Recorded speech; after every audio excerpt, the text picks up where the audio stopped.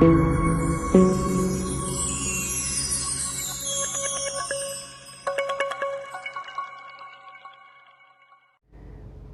सत्कारयोग सतगुरां दी साजी निवाजी गुरु रूप प्यारी गुरु सवारी साध संगत जी,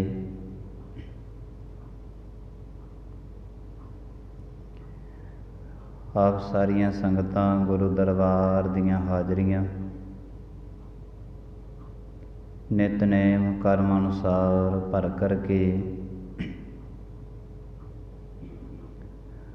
अपने जन्म दे कुछ पल कुछ घड़ियां सफलियां करन दे यतन करते पे हैं।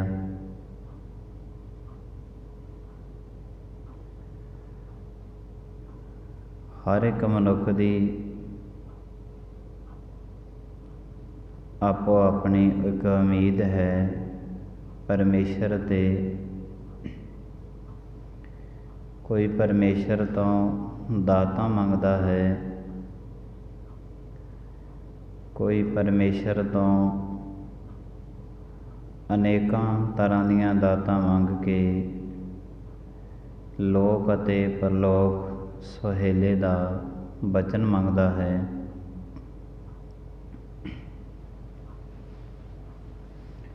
गुरु साहिब जी महाराज कहते ने, मांगण मांग ता इकै मांग, नानक जाते परह पराग।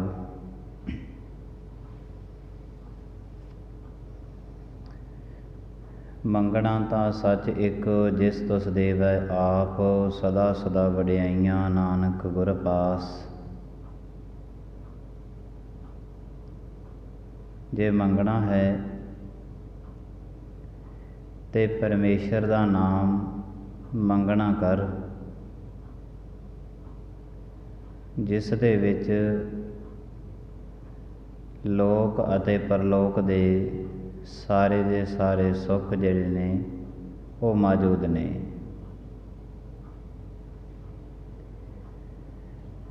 मनुख ने दुनिया दे विच बहुता सुखी होण वास्ते मूल रूप दे विच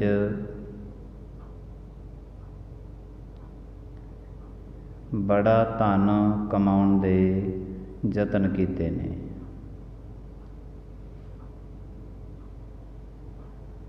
बाहरी दुनिया दे विच किसी भी प्रकार की किरत है,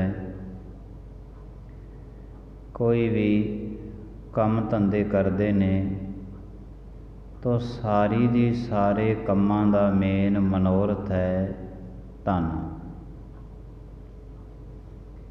कि धन की कमाई की जाए।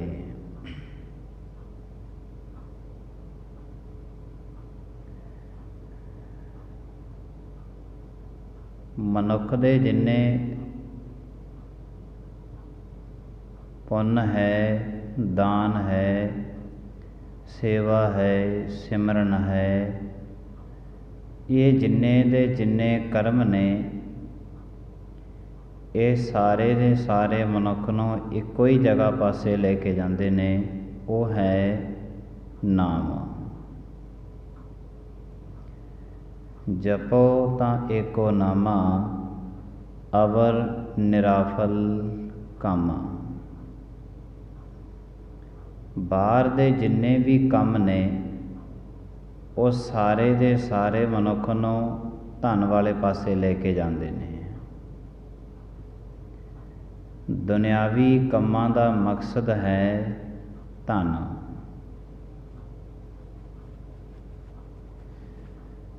जिन्ने मनुख दे अंदरले कर्म ने, मनुख की सोचनी है,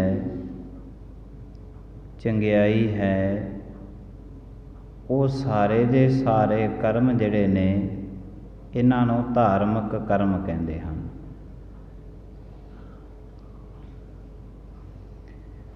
मनुख नूं धन चाहीदा, धर्म नहीं चाहीदा। अगर भाई जे मनुख धर्म वाले पासे जांदा भी है ते कलयुग दियां इतनियां ਤੱਤੀਆਂ ਹਵਾਵਾਂ ਵਗ ਰਹੀਆਂ ਨੇ, ਜਿਹੜੀਆਂ ਇਹਨੂੰ ਪੂਰਨ ਰੂਪ ਦੇ ਵਿੱਚ ਧਰਮ ਵਾਲੇ ਪਾਸੇ ਨਹੀਂ ਜਾਣ ਦਿੰਦੀਆਂ। ਗੁਰੂ ਅਰਜਨ ਦੇਵ ਸਾਹਿਬ ਜੀ ਮਹਾਰਾਜ ਕਹਿੰਦੇ ਨੇ, ਕਲ ਤਾਤੀ ਠਾਂਡਾ ਹਰਨਾਓ, ਸਿਮਰ ਸਿਮਰ ਸਦਾ ਸੁਖ ਪਾਓ।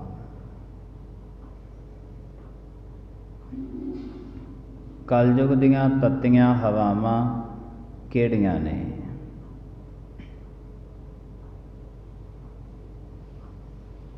ਘਰ ਦੇ ਵਿੱਚ ਬੱਚੇ ਨੇ ਜਨਮ ਲੈਤਾ ਹੈ, ਵੱਡਾ ਹੋਇਆ, ਪੜ੍ਹਨੇ ਪਾਇਆ। ਅੱਜ ਇਸ ਦੀ ਵਿੱਦਿਆ ਐਸੀ ਹੋ ਗਈ ਹੈ ਕਿ ਇਹਨੂੰ ਮਾਨਸਿਕਤਾ ਦਾ ਰੋਗ ਲੱਗ ਗਿਆ। ਹੁਣ ਮਾਂ ਬਾਪ ਦੀ ਸੇਵਾ ਤੋਂ ਦੂਰ ਚਲਿਆ ਗਿਆ।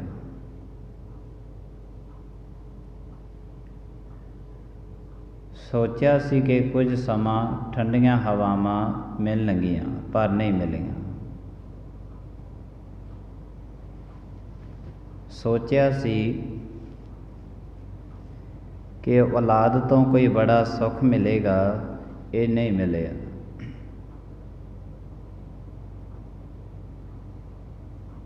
ਇਹ ਜਿੰਨੀਆਂ ਹਵਾਵਾਂ ਨੇ, ਇਹ ਸਾਰੀ ਦੀਆਂ ਸਾਰੀਆਂ ਤੱਤੀਆਂ ਹਵਾਵਾਂ ਵਗਦੀਆਂ ਨੇ।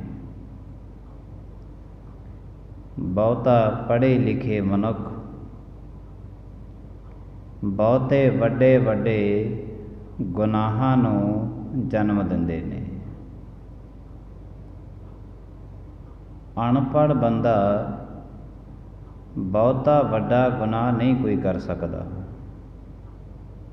ਕਿਉਂਕਿ ਉਸ ਨੂੰ ਬਹੁਤ ਵੱਡਾ ਗੁਨਾਹ ਕਰਨ ਵਾਸਤੇ ਉਹਦੇ ਕੋਲ ਦਿਮਾਗ ਦੇ ਵਿੱਚ ਕੋਈ ਵਸਤੂ ਨਹੀਂ ਹੈ, ਅਨਪੜ੍ਹ ਜੋ ਹੋਇਆ।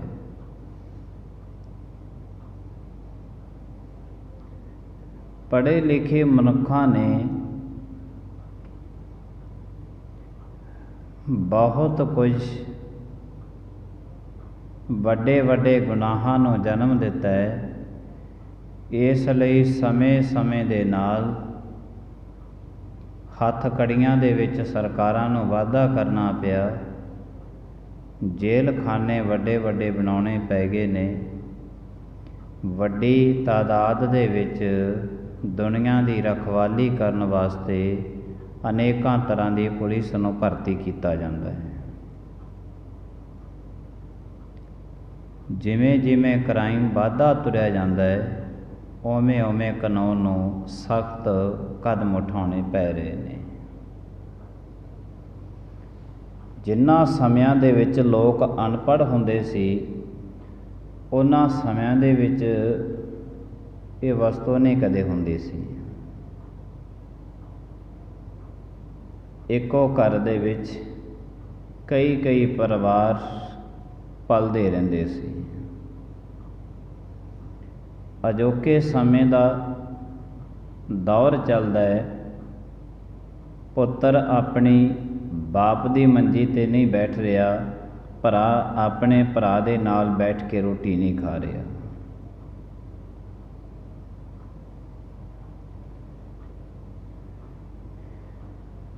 ਇਹ ਜਿਵੇਂ ਜਿਵੇਂ ਮਨੁੱਖ ਜ਼ਿਆਦਾ ਪੜ੍ਹ ਲਿਖ ਗਏ, ਉਵੇਂ ਉਵੇਂ ਕ੍ਰਾਈਮ ਸਮਾਜ ਦੇ ਵਿੱਚ ਵੱਧਦਾ ਜਾ ਰਿਹਾ ਹੈ। ਬਾਹਰੀ ਜਿੰਨੇ ਕਰਮ ਨੇ, ਉਹਨਾਂ ਦਾ ਮੇਨ ਮਨੋਰਥ ਹੈ ਧਨ।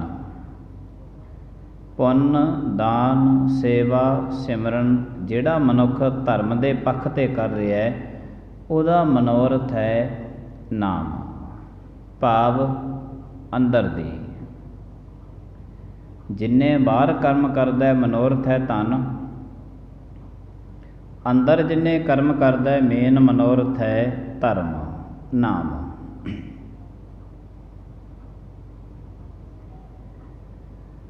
ਚਤਰ ਤੇ ਚਲਾਕ ਮਨੁੱਖ, ਚਲਾਕ ਮਨੁੱਖ ਹਮੇਸ਼ਾ ਬਾਹਰੋਂ ਕੁਛ ਹੋਰ ਹੁੰਦਾ ਹੈ, ਅੰਦਰੋਂ ਕੁਛ ਹੋਰ ਹੁੰਦਾ ਹੈ।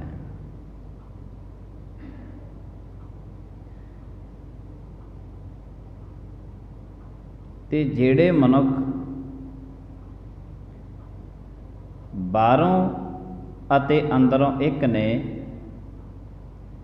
ਭਾਵ ਜਿਨ੍ਹਾਂ ਕੋਲ ਭਾਵਨਾ ਤੇ ਭਰੋਸਾ ਹੈ, ਉਹ ਬਾਹਰੋਂ ਅੰਦਰੋਂ ਇੱਕੋ ਜਿਹੇ ਹੋ ਜਾਂਦੇ ਨੇ, ਜਿਹਨੂੰ ਕਹਿੰਦੇ ਨੇ ਭੋਲਾਪਨ। ਚਤਰ ਚਲਾਕੀਆਂ ਦੇ ਨਾਲ ਅੱਜ ਤੱਕ ਕਿਤੇ ਨੂੰ ਪਰਮੇਸ਼ਰ ਨਹੀਂ ਮਿਲਿਆ। ਤੇ ਜਿਹੜੇ ਮਨੁੱਖ ਭਾਵਨਾ ਅਤੇ ਭਰੋਸੇ ਦੇ ਨਾਲ ਭਰੇ ਨੇ, ਉਹਨਾਂ ਤੋਂ ਪਰਮੇਸ਼ਰ ਕਦੇ ਦੂਰ ਜਾਂਦਾ ਨਹੀਂ ਹੈ। ਫਰਕ ਇਤਨਾ ਕੁ ਹੈ ਕਿ ਚਤੁਰ ਚਲਾਕ ਮਨੁੱਖ ਬਾਹਰੀ ਦੁਨੀਆ ਦੇ ਵਿੱਚ ਬੜੇ ਆਸਾਨ ਤਰੀਕੇ ਦੇ ਨਾਲ ਕਾਮਯਾਬ ਹੋ ਜਾਂਦਾ ਹੈ, ਇਸ ਗੱਲ ਵਿੱਚ ਕੋਈ ਸ਼ੱਕ ਨਹੀਂ ਹੈ। ਭਾਵਨਾ ਅਤੇ ਭਰੋਸੇ ਵਾਲਾ ਭੋਲਾਪਨ ਵਾਲਾ ਮਨੁੱਖ ਇਹ ਅੰਦਰੋਂ ਕਾਮਯਾਬ ਹੋ ਜਾਂਦਾ ਹੈ, ਇਹ ਅੰਦਰੋਂ ਕਾਮਯਾਬ ਹੁੰਦਾ ਹੈ। ਜਿਹੜੇ ਬਾਹਰੋਂ ਕਾਮਯਾਬ ਨੇ, ਉਹ ਅਨੇਕਾਂ ਤਰ੍ਹਾਂ ਦੇ ਪਾਪ ਕਰਮ ਕਰਕੇ ਹੋਏ ਨੇ। ਗੁਰੂ ਸਾਹਿਬ ਜੀ ਮਹਾਰਾਜ ਕਹਿੰਦੇ ਨੇ, ਪਾਪਾਂ ਬਾਝੋਂ ਹੋਵੇ ਨਾਹੀ ਮੋਇਆ ਸਾਥ ਨਾ ਜਾਈ। ਬੜੇ ਪਾਪ ਕਰਮ ਕਰ ਕਰਕੇ ਕਾਮਯਾਬ ਹੋਏ ਨੇ।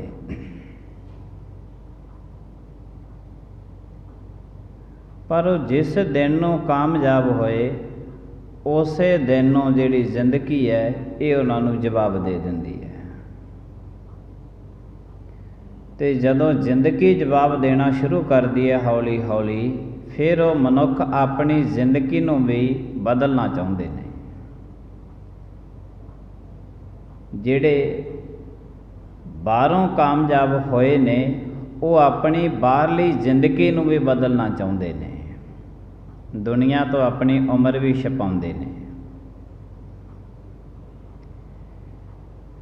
ਸਿਰ ਤੇ ਦਾੜੇ ਦੇ ਵਿੱਚ 4 ਵਾਲ ਚਿੱਟੇ ਕੀ ਆ ਜਾਣ, ਇਹਨਾਂ ਨੂੰ ਬਿਪਤਾ ਖੜੀ ਹੋ ਜਾਂਦੀ ਹੈ। ਲੋਕ ਤੇ ਮੈਨੂੰ ਬੁੱਢਾ ਕਹਿਣਗੇ,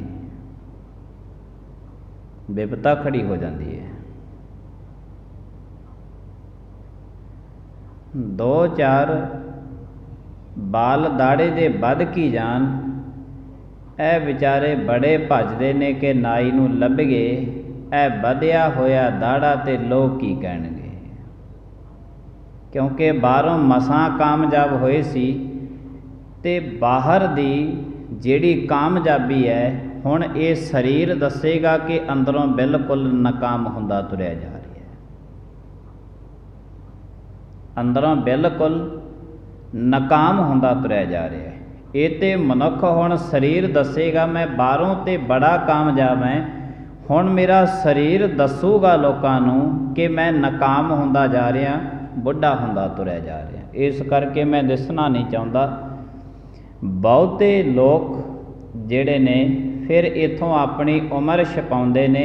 ਇਕੱਲੀ ਉਮਰ ਹੀ ਨਹੀਂ ਛਪਾਉਂਦੇ, ਇਹਨਾਂ ਚਿੱਟੇ ਕੇਸਾਂ ਨੂੰ ਵੀ ਛਪਾ ਕੇ ਰੱਖਦੇ ਨੇ। ਤੇ ਬੜੇ ਉਹ ਯਤਨ ਕਰਦੇ ਨੇ ਕਿ ਬਾਹਰੋਂ ਤੇ ਕਾਮਯਾਬ ਹੋਏ ਸੀ, ਅੱਜ ਉਮਰ ਦੱਸੇਗੀ ਕਿ ਅੰਦਰੋਂ ਬਿਲਕੁਲ ਨਾਕਾਮ ਹੋ ਚੱਲੇ ਹਾਂ। ਤੇ ਨਾਕਾਮ ਕੋਈ ਹੋਣਾ ਨਹੀਂ ਚਾਹੁੰਦਾ। ਹਮੇਸ਼ਾ ਮਨੁੱਖ ਦੀ ਖਿੱਚ ਰਹੀ ਹੈ ਕਿ ਮੈਂ ਕਾਮਯਾਬ ਰਹਾਂ।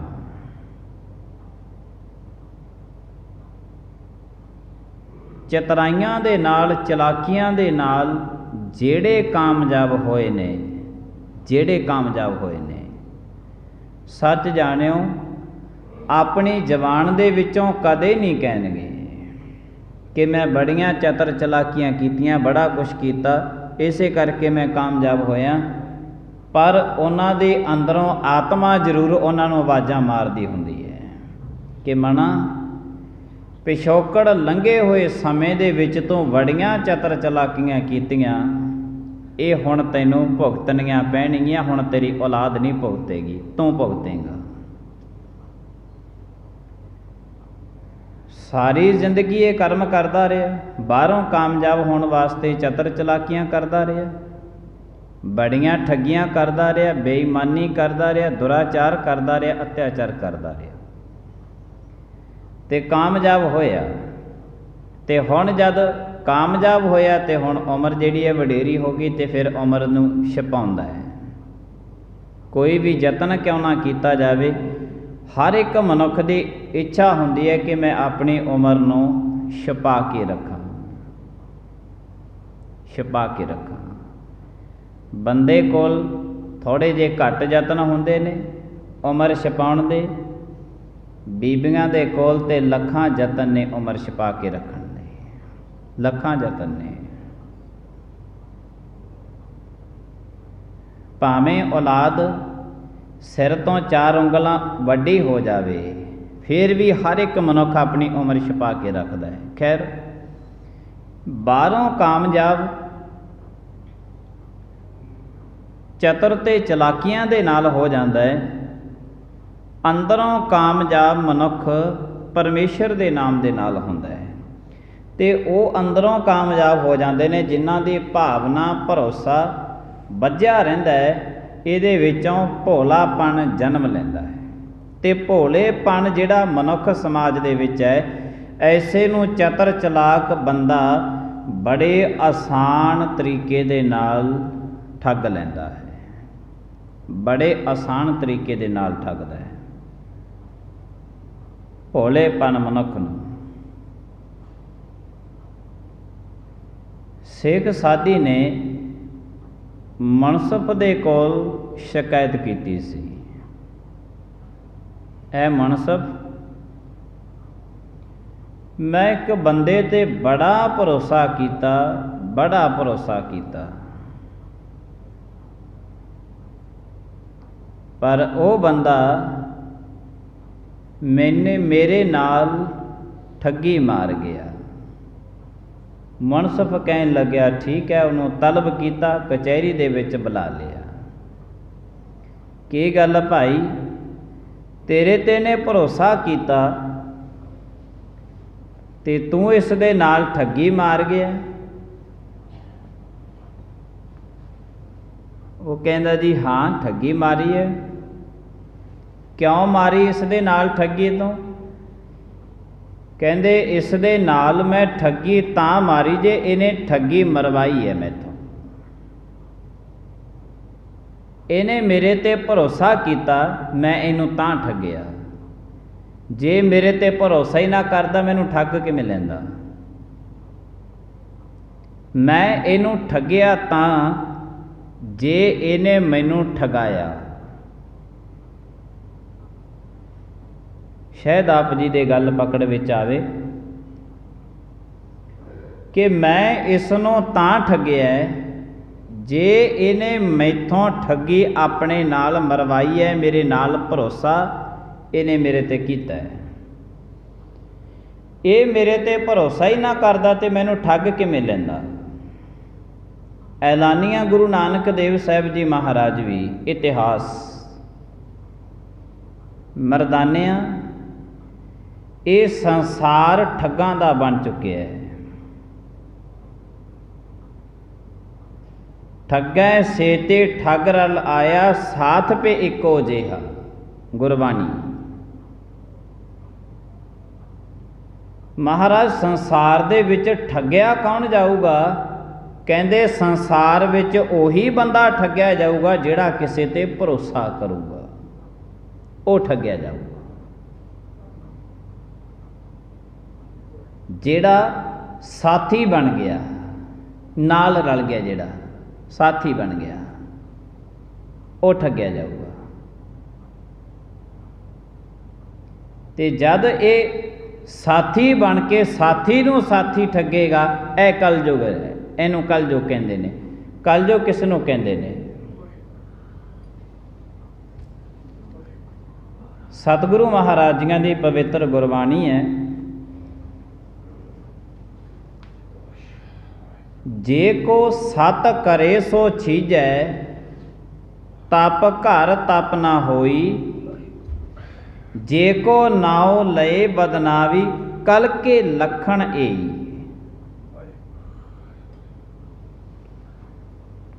कलयुग किसनों कहते ने, गुरबाणी की पंक्ति मैं पढ़ दी है, गुरु साहब जी ने कृपा की है। जे को सत करे सो छीजै।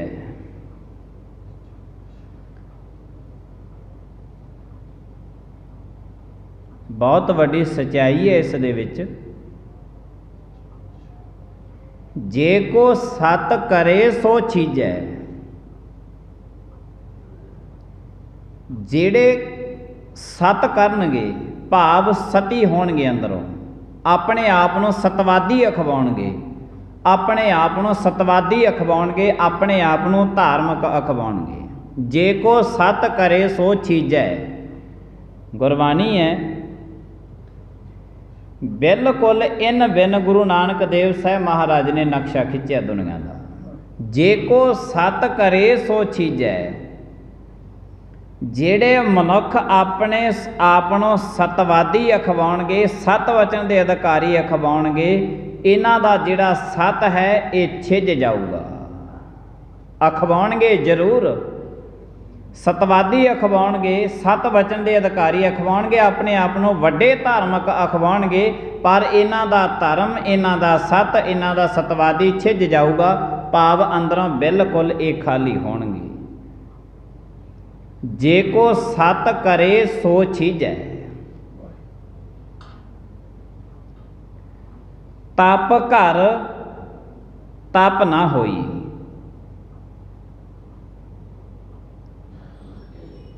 जेड़े घर दे विच इहने तपस्या करनी सी, वो घर दे विच कदे तपस्या नहीं करेगा।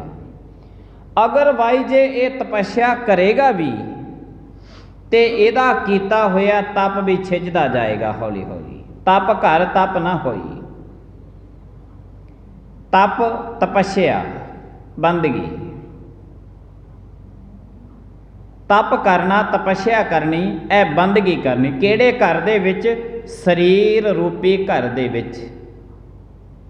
ते शरीर रूपी घर दे विच कोई तप करनों, बंदगी करन वास्ते, सिमरन करन वास्ते कोई तैयार नहीं है। दिखावा करन वास्ते सारी दी सारी दुनिया बैठी है।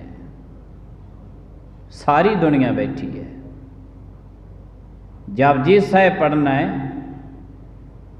तो माइक लगे, उत्ते 10-12 जुनटा रखिया होण, सारा पिंड सुने कि फलाना जपजी साहिब पढ़ रहे हैं। सुखमनी साहिब का पाठ करना है, माइक लगे, 10-12 जुनटा लगिया होण, सारे दा सारा पिंड सुने कि फलाना सुखमनी साहिब का पाठ कर रहे हैं। भोग पैना है, उच्चियां उच्चियां जुनटा लगिया होण ताकि सारे दे सारे पिंड नूं पता लगे कि इन्हां दे घर भोग पै रहे हैं। हैरानगी की गल है। तप घर तप ना होई। ये गुरबाणी इन बिन गुरु नानक देव साहब महाराज ने कई सौ साल पहला गल, अज दी गल सी जिहड़ी, वो कई सौ साल पहला गुरु नानक महाराज ने गुरबाणी विच दर्ज की है, जो अज दौर चल रहा है, इस दौर दी।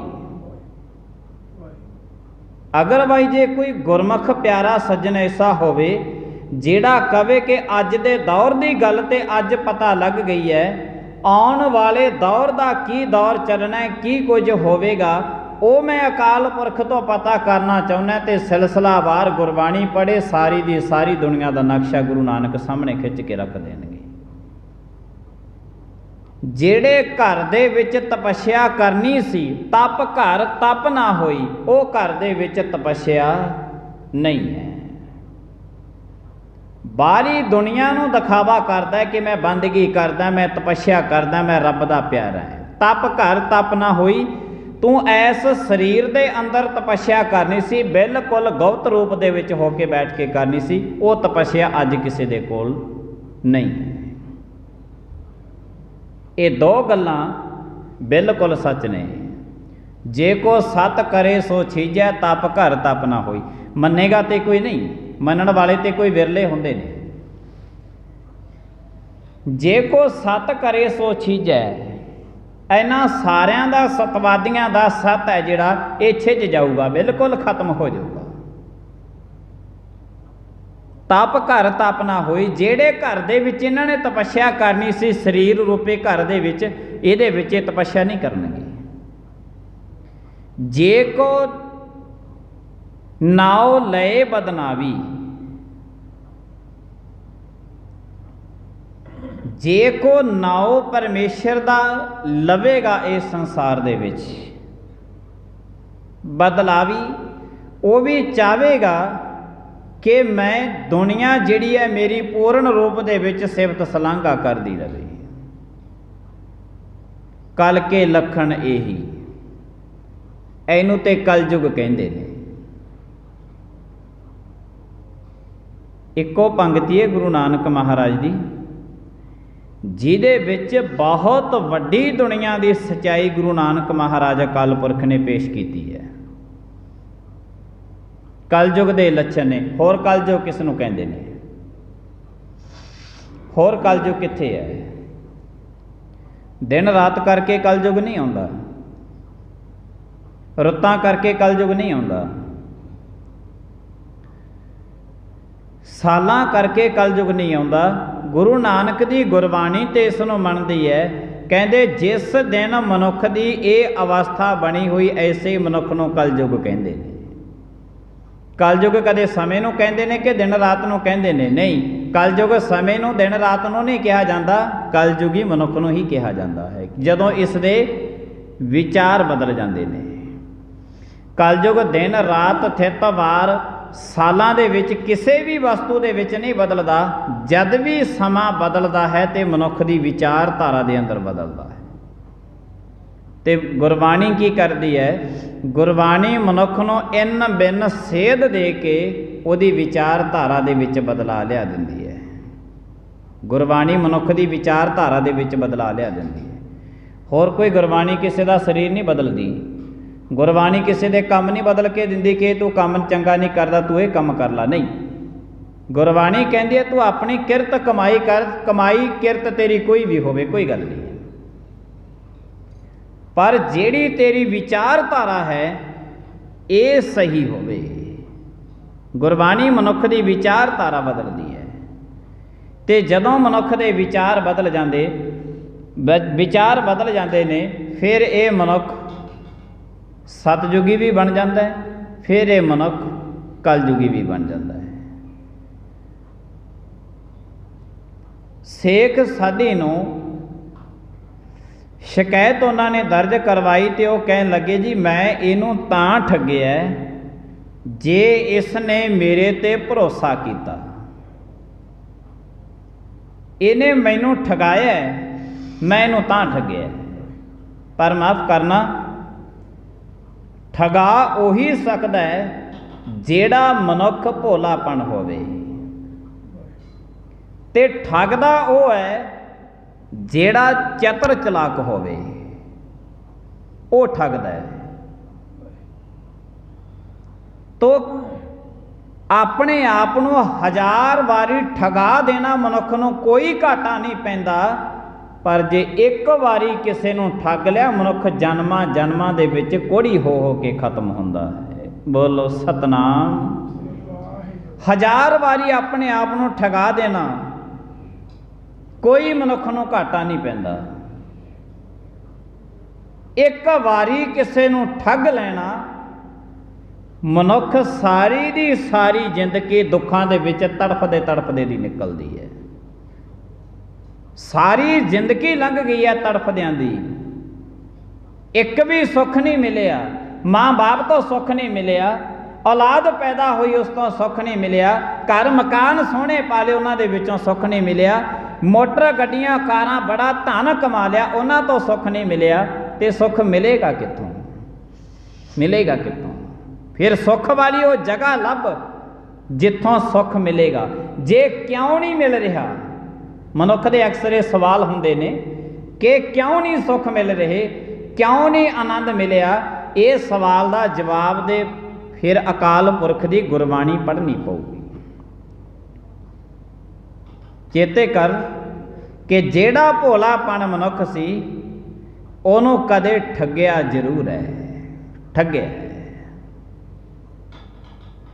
ਉਂਝ ਤੇ ਬੰਦਾ ਨਹੀਂ ਮੰਨਦਾ, ਜਿਵੇਂ ਸੰਸਾਰ ਦੇ ਵਿੱਚ ਨਹੀਂ ਚੋਰ ਕੋਈ ਚੋਰੀ ਕਰ ਲੇ, ਉਹ ਨਗਰ ਖੇੜੇ ਵਿੱਚ ਕਹਿੰਦਾ ਮੈਂ ਤੇ ਚੋਰੀ ਕੀਤੀ ਨਹੀਂ। ਜਦ ਕਾਨੂੰਨ ਵਾਲੇ ਆਉਂਦੇ ਉਹਨਾਂ ਨੂੰ ਵੀ ਕਹਿ ਦਿੰਦਾ ਨਹੀਂ ਚੋਰੀ ਕੀਤੀ, ਨਹੀਂ ਕੀਤੀ। ਪਰ ਜਦੋਂ ਕਾਨੂੰਨ ਵਾਲੇ ਪਕੜ ਕੇ ਲੈ ਜਾਂਦੇ ਨੇ ਨਾ ਤੇ ਅਗਾਹਾਂ ਜਾ ਕੇ ਜਦੋਂ ਮਾਰਾਂ ਪੈਂਦੀਆਂ ਨੇ ਫੇਰ ਮੰਨ ਜਾਂਦਾ ਕਿ ਵਾਕਈ ਕੀਤੀ ਹੈ, ਫੇਰ ਮੰਨਦਾ ਹੈ। ਮਨੁੱਖ ਉਂਝ ਨਹੀਂ ਮੰਨਦਾ ਕਿ ਕਿਸੇ ਦੇ ਨਾਲ ਮੈਂ ਠੱਗੀ ਮਾਰੀ ਹੈ, ਪਰ ਜਦੋਂ ਉਸ ਮਨੁੱਖ ਤੇ ਥੋੜ੍ਹੇ ਜਿਹੇ ਦੁੱਖ ਆਉਣ ਨਹੀਂ ਮੰਨਦਾ, ਨਹੀਂ ਮੰਨਦਾ।